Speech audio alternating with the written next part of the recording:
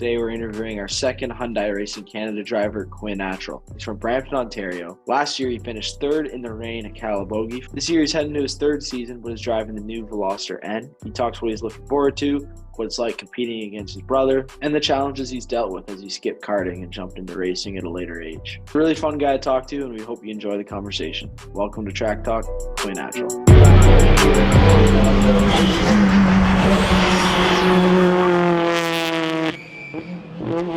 Hey Quinn, how's it going? Good, very good. Busy with the off season and just looking forward to start racing again. Yeah, I mean, we're super excited to have you back out there, you and Connor both, of course. But you were just kind of explaining you went to go to Indianapolis for the Shell. Yeah, so we went down to Indianapolis, obviously after Three Rivers. Everyone knows the car was unrepairable, so made the decision, went down, got a new shell. Just kind of working on the process, making sure everything is perfect going into the season. So Connor has a good car because basically he's going into the Elantra N and I'm going into the Veloster. Did you go down to do the, I can't remember what it's called, with Herda? Oh, the driver training camp? Yeah. So yeah, me and Connor went down there. It was awesome. It was kind of a last minute thing that we kind of were hopped on, and it was basically Hyundai US and all the Herda team down there. They do a driver training camp once a year, just physical fitness stuff, a lot of cognitive and hand-eye coordination training. And basically it was really cool because we decided to extend our trip and we ended up staying for their first IMSA event of the year on Friday. And we ended up as well staying for the full 24. Yeah, I know. It was like a week trip for you guys. Yeah, it was a lot, to be honest. Every day was like 7 to 8 o'clock and up, and like just going to like 10 o'clock at night, and then some nights even longer, especially because of racing. When I was making Connor's video, I saw videos of you guys like pushing go-karts and mini putted. Yeah, some of those so last year compared where they did it in Indianapolis with a company called PitFit. This year basically they flew the PitFit trainers out, but we kind of had to, like I said, it was a little last minute, I think, but they still made it really fun, really enjoyable for all the drivers and everybody that came out. And so like some of the activities were like, we were pushing go-karts, we did a kayaking relay race, a biking race. So it was a really cool experience, a lot of fun, and I can't wait to do it next year. So I didn't really dive too much into it with Connor, but like what kind of stuff do they have you doing for like cognitive skills and stuff like that? Especially this year, it wasn't as in depth as last year, but because in Indianapolis, where their PitFit facility is, they have a lot of they have like saunas, and they have a lot of training, and they have a lot of hand-eye coordination training, which is like the series of buttons on the wall that light up in different sequences. We'll do a heavy cardio session and get our heart rate up, and then immediately go into a hand-eye coordination test and a reaction time test. And so just a bunch of stuff like that. And, 1 hour close, look at this, what shape is it? And just a lot of kind of little finicky stuff, but it definitely gives you it's really cool because it breaks it down to a point where you can realize where you're strong. And let's say hand-eye coordination and moving your hands, you can be really good at, but just by looking at your eyes and speaking something, you can be slow at. So it gives you kind of really good insight of what you can do, little things, self-train and get better. Yeah, no, it's always been fascinating to me how each little aspect can be learned and tweaked and improved. And, like companies like PitFit are really honing in on figuring out, how to get your reaction times better and, all those things that come with improving as a driver in general. Yeah, no, exactly.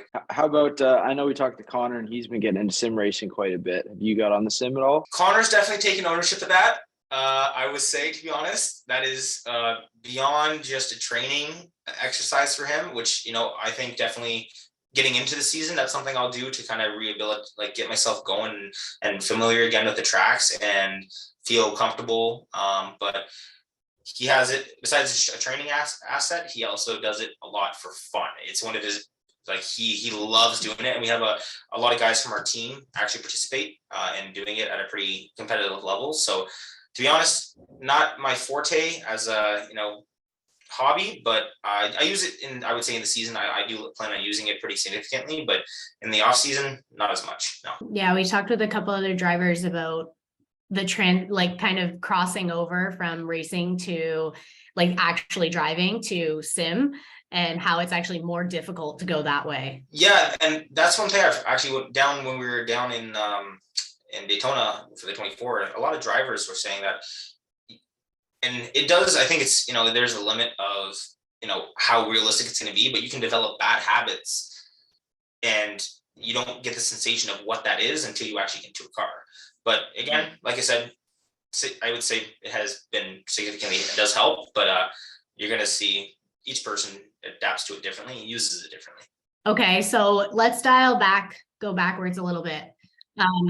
Tell us a little bit about your background and, just basically the path that you've taken to end up here in, racing, about to race your third season with the SCCC. Basically, the old man, Bob Attrell, my dad, basically got back into racing and started building a race program in 2009. And basically, since I was 10 years old, it's been every summer racing, going around, Ontario, Quebec, all different guys, the crew, and just helping out, being a part of that as much as I can.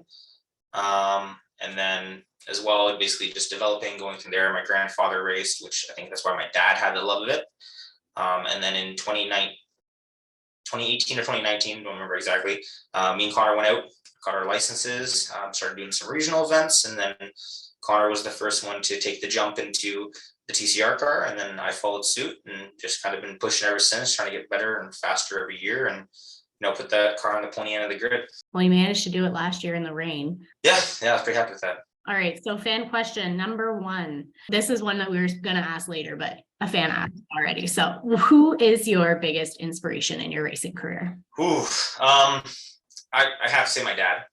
Like, there's no question. He's been the biggest influence for my racing career, for just my growing up and it being nothing but cars and just go. And it's always been cars and racing and being a family and just all those experiences over the years. Definitely be my dad. And I think there's still a lot for him to teach me, and I'm excited for it and to kind of push me to that next level. But yeah, definitely the old man. It'll be interesting this year because he's not going to be driving. So he's going to be definitely able to teach you guys. Do you think he'd be able to teach you more now that? I think, yes, 100%. I think there's definitely a lot of knowledge, and, he grew up racing, ice racing, and then he's raced in the 944 Turbo Cup. And then obviously the last, 14 years he's been racing. I think there's a lot to learn still, and a lot I can try to take in and absorb as much as possible. I also think there's going to be a fine line of him talking as a driver and trying to maybe overtake my personal driver habits and what I think is best for me and what, the old man says. But I think it's that kind of fine line of he still has that hunt in him and that fire. And I think sometimes that maybe is going to overwhelm the actual fact that he's not driving. All right. Number 2, which track are you most looking forward to this season? That's a tough question. I would say the track I'm most excited to drive again is Toronto Indy. Because obviously, I think last year we had an opportunity for great success there, and it didn't pan out. Each car got smashed up pretty bad, but we were there. Before the incident, my dad was running 4th, I was running 5th. I think Connor was right there with us. He might have actually been ahead of us, but we were right there, and it just didn't go our way. So there's definitely a little vengeance to having that track, and I think the Veloster is going to be a bit of a faster chassis, and I think I'm going to be able to, especially because it's generally the same chassis, but a little bit more aerodynamic, a little better of a driver car, that second generation of the Hyundai TCR car. So I want some vengeance on that track. I think there's something to prove there, but I want to win that motorsport. I want to, that's the goal. I want to, shout it in my dad's face a bit. I love it. How did it feel to podium in the rain last year? That was my only legit podium, because the Toronto Indy podium, that was just luck of the draw at that point. And I think everybody knew that those kind of standing, it helped in the points, but no one got to finish, which sucked. But definitely that Calabogie was definitely, I think, a huge confidence booster. Don't got a lot of experience in the rain. Never really had any success in the rain. And for some reason, it just started clicking. And it was a battle. And, my dad did say to me after the car, he says he's never seen someone pass on the outside of, 14, the big right-hand downhill sweeper in the rain. So he said that was pretty, big commitment to that. And I was really happy because it was me, Tomlinson, and my brother. And it was a battle. And we battled for like 20 minutes straight. And I ended up just feeling comfortable enough in the car and getting understanding of, the lot of standing water. And, fortunately, it started to dry up and get a line at the end. But that was a huge level, not even confidence, more experience. Like just, it made a huge difference of the mindset of how to drive the car in the rain and things, especially with how different the track is overall. A lot of different corners, you're seeing a lot of fall off blind corners. So it's a lot of experience you can get from that track because it's a lot of unique corners, and you can transfer that to other tracks. For a race, what kind of mindset do you like to get into, and how do you get into that state? To be honest, it's always kind of been modeled after my dad, to be honest, for some reason. I think it's gonna be a little weird not having him changing with us and getting dressed in our suits and stuff, because we always kind of bounce back and forth. And he's like, he always kind of gives us the final word of, this is the game plan. We're going to go out there and this is what's going to happen. And you guys just got to go. So not having him there, I don't think that's going to stop him from talking.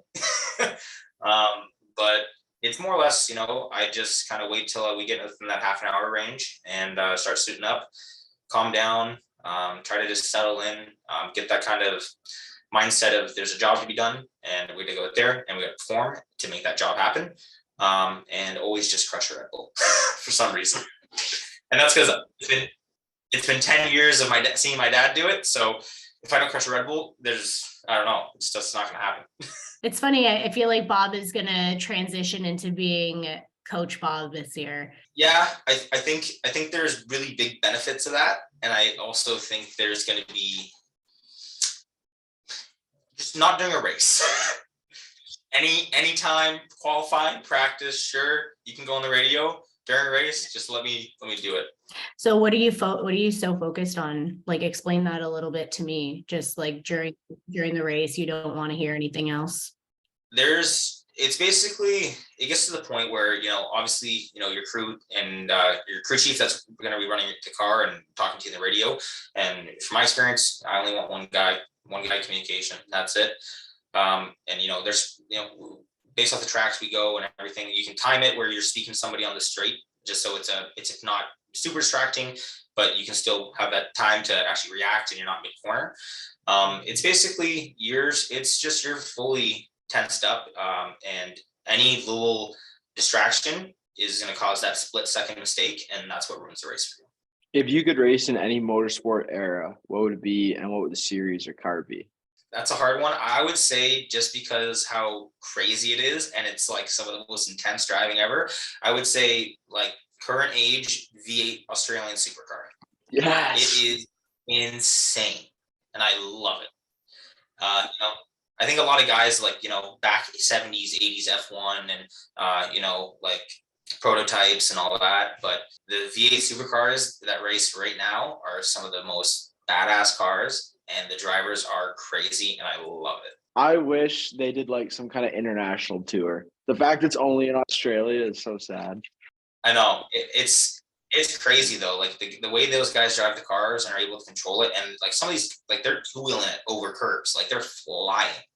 And so I would say that would be like the level of competition and the kind of the atmosphere we will drive, big V8 sequentials, like just, I think a really true race car in the sense of like traditional racing.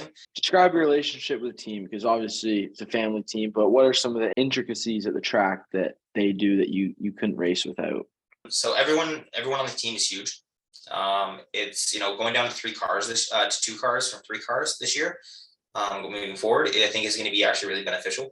I think we're going to be able to and it's not that we never had a plan. It's not that we weren't able to execute it. It's just sometimes in between of getting from the plan to the execution was a little bit of hustle. And I think slowing everything down, being able to take that extra second, confirm, and be really confident in our decisions and try to put the best car out there. I think that's going to be a big beneficial this year, and how the whole team works. Everybody on the team it's not that it's, we're a team and it's a job, which it is, but we're like family. We like everybody, we've known everybody for years. We're friends. We spend, a good amount of time off season seeing each other, hanging out. And so it's like family, and sometimes families, get a little heated, but at the end of the day, everybody's there and they know the goal we have, and it's to put the cars, up there at the top and perform. And it's, I think this year is gonna be better. Tell us a little bit about what it's like. I have a sibling. Like, what's it like to be racing with, a sibling? Racing with Connor I think has been good, very good. I think it always gives us that extra drive because, one guy has a good weekend, one guy has a shitty race weekend. You're not going to different place. Like, you're going to see the guy. It's not like, you show up 3 weeks later at the event again, you're there. No, it's like, I see that guy, I see Connor every day at work. So I think it's good because it drives competition farther as an internal competition, which I think is important because, at testing sessions, qualifying, we can make a game plan, we can execute, but it allows us to push each other. I think it's also good because, like I said, that you can't just walk away. It's not like you're going to get mad at a situation, walk away. It's something, if something happens, we deal with it, we figure it out, we move on, and we look at the end of the day, try to the best approach and best outcome for the team. And, if that's a certain driver making a sacrifice, to get those points or get that finish, get that spot, we're going to do that. We're brothers, and, our goal is to do the best we can. And, if one person has to bite the bullet and, take one for the team, that's something that's, grown up together, that relationship's going to help kind of make that happen. So team orders are in play this year, is what I'm hearing. In my opinion, if Connor's there at the point of the grid and he needs a pass and he needs that point, I would do it for him, and I would expect him to do the same for me. So this is the hot lap section. So rapid fire Q&A. Some answers feel free to dive into if you want, but yeah, I'll start firing them off. You ready? So first one, do you prefer wet or dry races? Dry, for sure. It says a guy who podiumed in the rain. Working on that, trying to build the confidence up in the rain. And I think, that last podium last year was definitely huge for me. And we're going to find out, and hopefully, I would prefer dry races. I think everybody feels a little more comfortable in it. Which is most important to you, corner entry, apex, or exit? I think that depends on the track. I think it depends, like I said, if it's, your rain or dry. For me personally, though, it has to be, I would say generally, overall, if I had to decide, I would say definitely entrance. If I don't feel like I entered the corner good, it's, for me, I think it's ruined. Even if I can kind of recover and, have a nice smooth out exit and, roll off that and carry a lot of speed. But if I don't feel like I'm planted, I don't think if I hit my braking point, the downshift correctly, the turn in isn't right, I'm not where I want to be on the track. And I think that setup, that entry is the most important. So I would have to say entry for sure. How about a bucket list track to drive? I would say Daytona. Seeing it in person and seeing those guys run at 2 a.m. and they're still going like pedals to the metal, Daytona is going to be probably that bucket list for sure. How about, do you have a bucket list event to attend as a fan? I've never been to an F1 race. I love F1. I follow it. I would say probably Spa. Basically any F1 event, to be honest, just because I haven't experienced anything like that before. And I guess we kind of go from there. Also Goodwood. I would like to go see Goodwood. I think that'd be cool. Favorite Mario Kart character to drive? Bowser, for sure. That big old bugger. It makes me feel powerful. I feel faster. He's just angry looking. That's how I imagine myself in the car. Like, Mine's Donkey Kong, so I'm similar. Okay, yeah. See, you get what I'm saying. Yeah. If you could use a Mario Kart power-up on track in real life, what would it be? I would definitely Banana Connor. So hard. He's got a target too. Oh, yeah. Like I said, like there's racing and there's brotherly love. There's the brotherly love. I'm throwing Banana his way. What are your goals for this year personally for you driving? Use the team to the best of my ability and put a great car on the track every single time. And every single time the car goes on the track, have nothing but improvements. And that's a lot, obviously. There's a lot of things that go into that. That's my main thing. Obviously I want to be at the point in the grid. I want to be podium. I want to be in the fight. I want to be a shark out there. I want to be known as a hunter, and I'm going to come out there and I'm going to chase you, or I'm going to be there and you're going to have to chase me, and that's not going to work.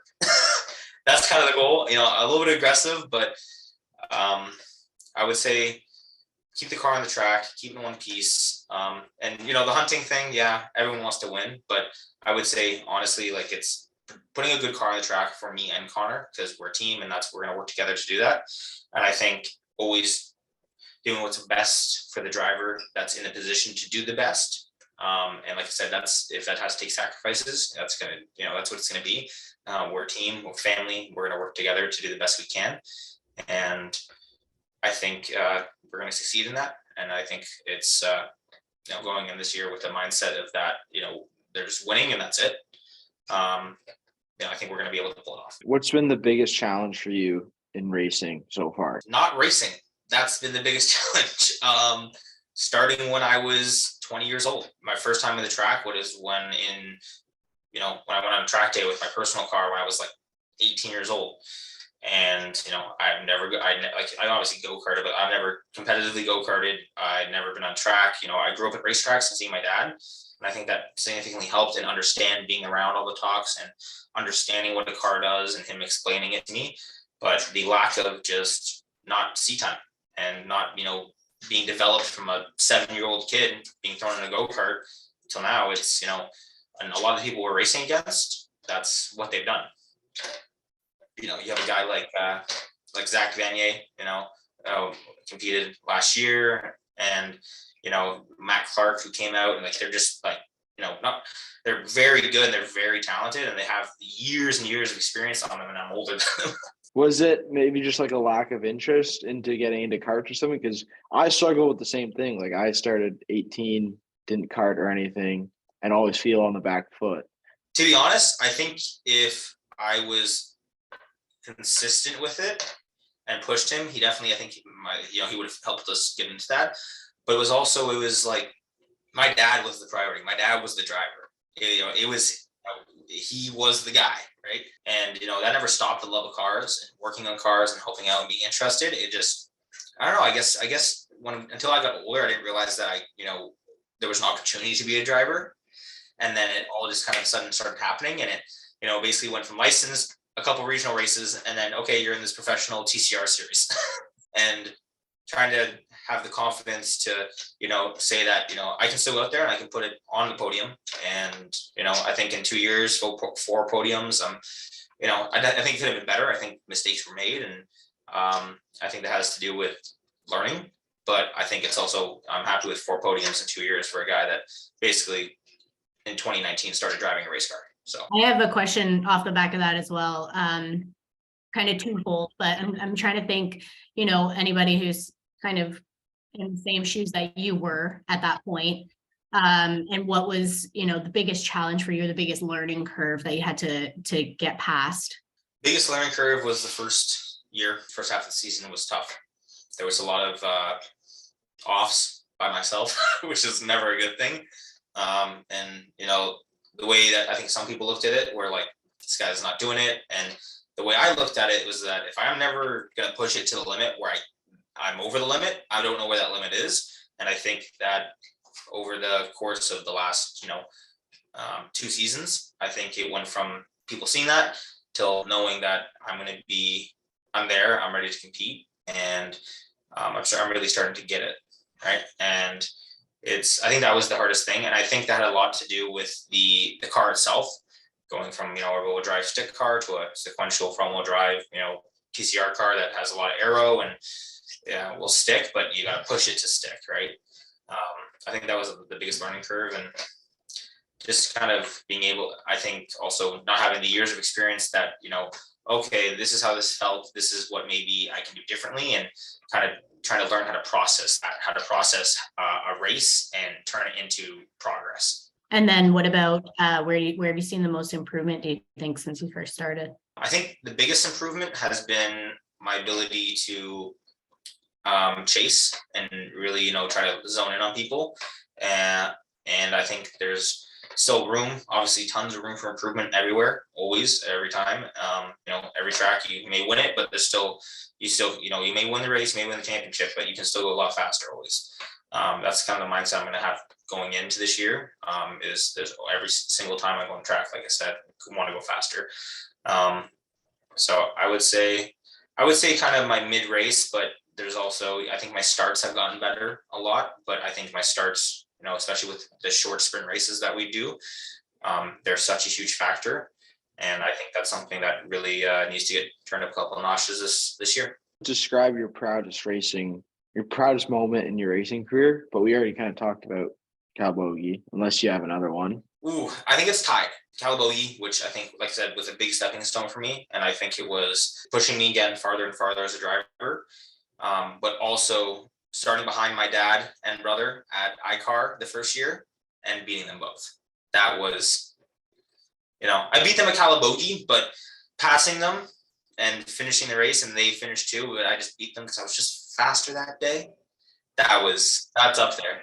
And my dad always says, he goes, corner one at iCar in the first year of running. It was he goes, that's when I kind of knew you could do it, because I was a professional race pass. And he goes, I couldn't stop you in any way. And I go, that's and just get better from there. But yeah, those two definitely I would say is my favorite moments. Tell me what you do at the dealership. So I'm a service advisor at our Georgetown Hyundai location. So I'm the face of the service department. I deal with every single customer that comes in to get work on their car. I help deal with warranty, any kind of logistical stuff regarding the service department in general. Solving problems, dealing with situations, and it's definitely, I've been doing this for about 5 years now, and it's definitely transferring into more being involved in the kind of the operations of the dealership. I'm still the service guy, but it's I'm dealing with new cars and helping do deliveries, and just focusing, help run the shop, make sure everything's good and kosher there, and I've been doing it for a while now, and I think I'm pretty good at it. And we're running the store. Me and Connor are running the store together.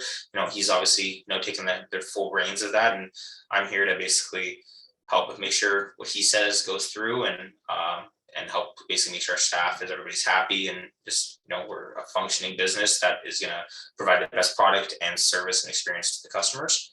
But I'll be transferring to sales soon. Kind of step away from service and get into sales and trying to learn every aspect of the business. Yeah, that's all right though, because service is equally as important as sales. Oh yeah, it's I'll tell you, it's important because it's easy to the kind of what I've developed over the last couple of years in service is people are excited to buy a new car. No one wants to buy brakes for their car.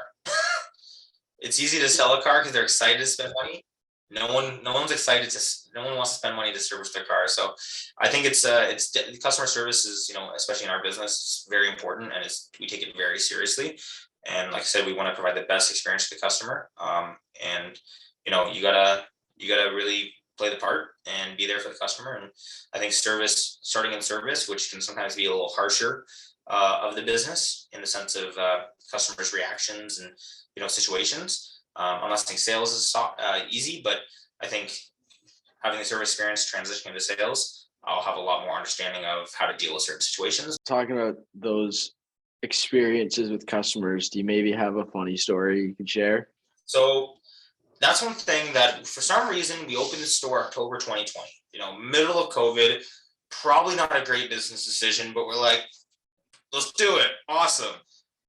My dad puts Connor in there and goes, hey, you're going to run this store. Awesome. Have fun. And obviously he's there to help, but Connor has done a lot of the grinding and the grunt work to get the place to where we are. And, we're developing a name, and that's the biggest thing. But it's weird, the amount of such weird things that have happened here so far for only being about 2 years, 2.5 years. We had a guy walk in one time, mask on, probably about a year and a half ago, like literally like not far much after, actually about a year ago, and walked in, mask, hoodie, walks in with an envelope, parked a brand, like a 2018 Range Rover Sport, parks it, puts the keys in the envelope, walks in, and receptionist says, hi, how can I help you? He goes, I don't speak English, puts everything on the counter, walks away. So we open the envelope. There's both keys, ownership, insurance, and the bill of sale for this vehicle. Didn't buy it from us. And so now we have this like 2018 Range Rover Sport sitting on our lot, and we're like, this is weird. And then he goes to the bus station and he dips and he's gone. So we end up making some calls. We find out it was sold at Guelph Hyundai through a made-up company, and it was financed through Hyundai Auto Financing. And basically, we ended up putting the car in the back, charging a storage fee, and it was weird. And like we were like, it was like one of those kind of sketchy situations where like you're gonna go open the back of the trunk and like it's gonna be like, there's gonna be like guns or drugs or something, and it's so stuff like that. Like that was a pretty weird experience and has nothing to do with Hyundai because Hyundai products are the best. But yeah, that was one of the, I'd say, the most weirdest things, just dump a brand new Range Rover and leave. Do you have any advice that you would want to give to somebody who started the same way that you did, maybe a little later, something that might put them on the right track and get them started? Don't doubt yourself, because if you doubt yourself, it will eat you from the inside. You're gonna go out there and you have to think you are the best on the track. And obviously take that with a grain of salt, because that's not always the case, but you have to have the mentality that you can do it anytime, anywhere, with whoever's on the track. Because that doubt, if you set in and you start to make those little mistakes, it builds up in your head. It can really tear you down as a driver. So having that, getting that and being able to separate that. And, my dad always said, when it's time to go, we flick that switch and it's time to go. And, we're out there to do a job and we're going to execute that. But don't doubt yourself. And, if you start at, 13, 7, 20, 19, even 30, you just, as long as you can go out there and you're going to try your hardest, be confident in yourself. That's for sure. That's the easiest thing I could say. Just to wrap it up, we kind of let the floor be yours, and anything you have going on in your life you want to share, promote, anyone specific you want to shout out. My co-driver, Connor, my brother, my business partner, my family. I'm excited to really be able to be competitive with him this year. Obviously, I want to thank, our sponsors, Hyundai Canada and Quaker State, for helping us be able to put the cars out there and do the best we can for them.